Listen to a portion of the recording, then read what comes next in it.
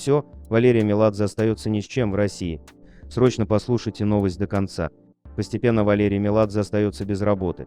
Однако не только в концертной деятельности у него появились проблемы, вскрылись новые данные о финансовом положении певца.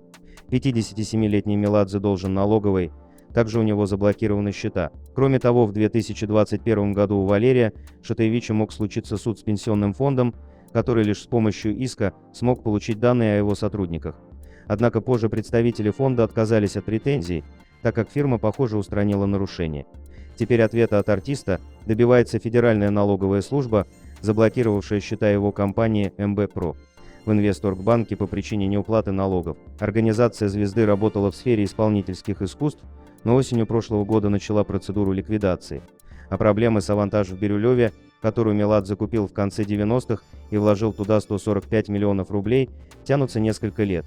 Так, в 2016-м «Вантаж» в течение 2 лет не платил аренду за участок площадью 1558 квадратных метров, накопив долг в размере 691,2 тысячи рублей и пени на сумму 529 тысяч рублей, отмечали в Департаменте городского имущества.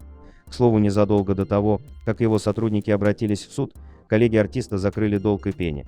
Также стало известно, что во время сотрудничества Mercedes-Benz Rus в 2019 году он заработал 8,5 миллионов рублей.